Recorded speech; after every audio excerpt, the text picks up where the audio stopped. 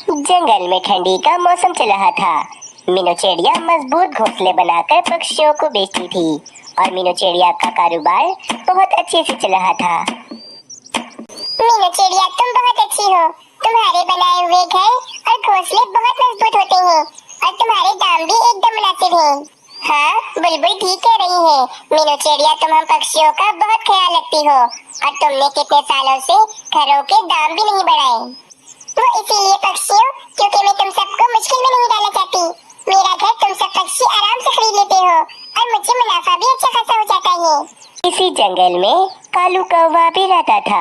कालू कौवा काफी आलसी था और कोई काम काज नहीं करता था। रानी कौवी तो कालू कौवे से बहुत परेशान थी। कालू जी, आपने मुझे बहुत परेशान कर दिया है। मैंने अपने भाई को बुलाया है, अब यही आपको सबक सिखाएंगे। हाँ, बुला लो रानी, मैं तुम्हारे भाई से कोई नहीं डरता। बस उसी समय वहाँ पर रानी कौवी का भाई आ जाता है।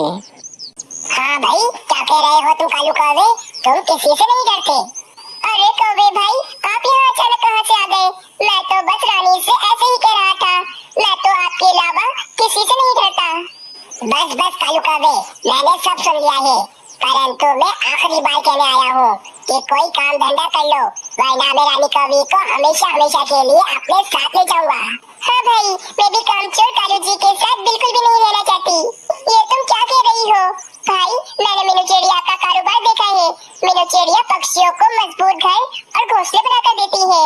मैं भी यही चाहता हूँ कि मैं भी मीनू चिड़िया की तरह यही कारोबार करूँ। बस आप मुझे लकड़ियाँ दिलवा दें, मैं खूब मेहनत करूँगा और लकड़ियों के पैसे भी मैं आपको लौटा दूंगा। ठीक है कालू कौवे, लेकिन ये तुम्हारा आखिरी मौका है। मैं तुम्हें लकड़ियाँ खरीद कर दे देता हूँ, परंतु अब से तुम बहुत मेहनत करोगे। थोड़ी देर के बाद रानी कौवी का भाई कालू कौवे को काफी सारी लकड़ियाँ दिलवा देता है और अब कालू कौवा लकड़ियों के मजबूत घर बनाना शुरू कर देता है। 2 दिन गुजर जाते हैं। 2 दिन कड़ी मेहनत के बाद कालू कौवे ने अब काफी सारे लकड़ियों के घर बना दिए थे। अब कल मैं अपने ये सारे घर बेचूंगा और मीनू चिड़िया की तरह बहुत ज्यादा अमीर हो जाऊंगा और फिर रानी कभी भी मुझे छोड़कर कभी नहीं जाएगी। अगले दिन कालू कौवा पक्षियों को आवाज लगाकर उनसे कहता है, आ जाओ पक्षियों, नए और मजबूत घर खरीद लो। ले जाओ भाई, ले जाओ, मजबूत घर ले जाओ। कालू कौवा काफी देर बैठा रहता है और पक्षियों को आवाजें लगाता है, परंतु कोई भी पक्षी कालू कौवे के पास नहीं आता। ये क्या, मेरे ये घर तो कोई पक्षी खरीदने नहीं आ रहा। ऐसे कैसे चलेगा? अगर मेरी ये मेहनत भी जाया हो गई तो भाई तो रानी कौवी को अपने साथ ले जाएंगे। दिल तो करता है कि रानी कौवी के भाई को इतना मारूं कि उनका हाल बुरा कर दूं मैं। जब से शादी हुई है मेरी रानी कौवी से, उसके भाई ने मुझे दबा कर रखा हुआ है। वहीं दूसरी तरफ मीनू चिड़िया के पास तो पक्षियों की भीड़ लगी थी। दूसरे जंगलों के पक्षी भी मीनू चिड़िया के पास आ रहे थे। मीनू चिड़िया, पता है कालू कौवे ने भी तुम्हारी जैसी घर बेचने की दुकान खोली है, परंतु हम पक्षी तो सिर्फ तुम्हारे घर ही खरीदेंगे क्योंकि तुम्हारे घर बहुत ज्यादा मजबूत होते हैं।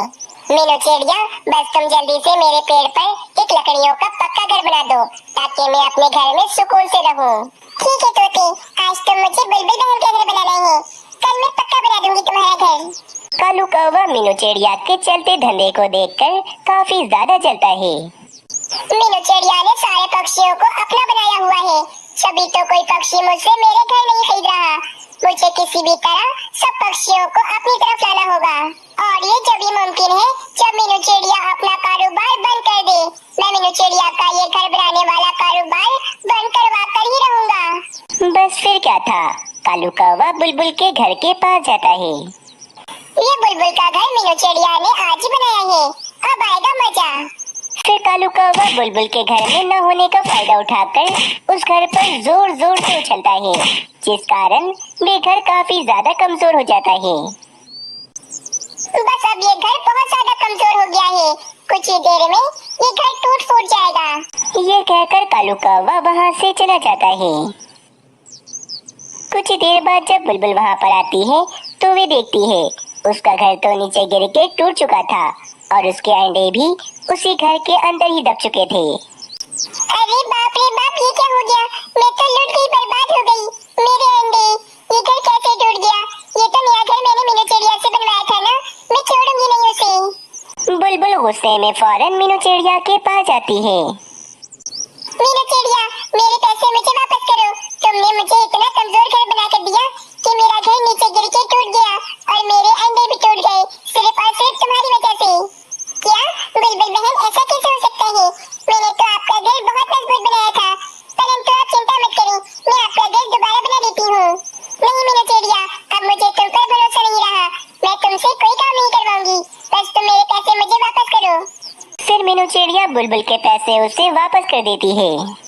अगले दिन मीनू चिड़िया तोते का घर बनाकर जैसे ही जाती है, कालू कौवा उस घर को भी उछल उछल कर कमजोर कर देता है।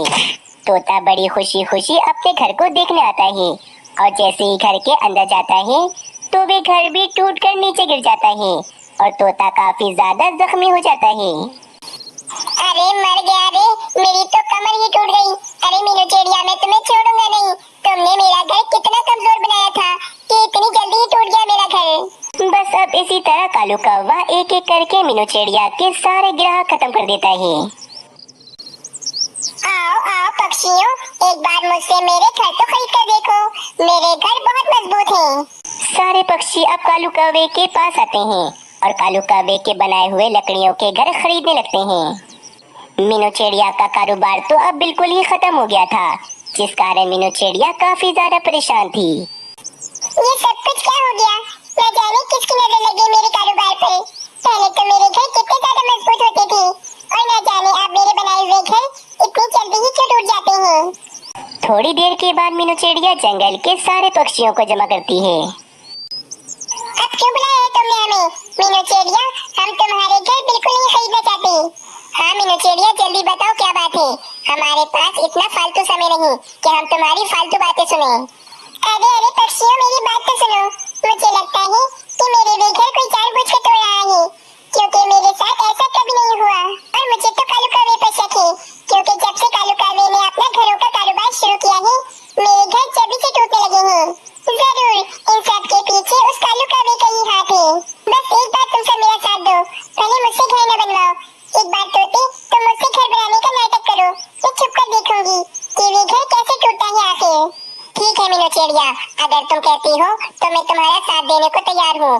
देखते हैं कि आखिर इसमें गलती किसकी है। बस फिर अगले दिन मीनू चिड़िया कालू कौवे को दिखाने के लिए एक पेड़ पर घर बना रही थी। अरे भाई, ये मीनू चिड़िया किस पक्षी का घर बना रही है? जिसका भी हो, मैं तो आज इस घर को तोड़ दूंगा।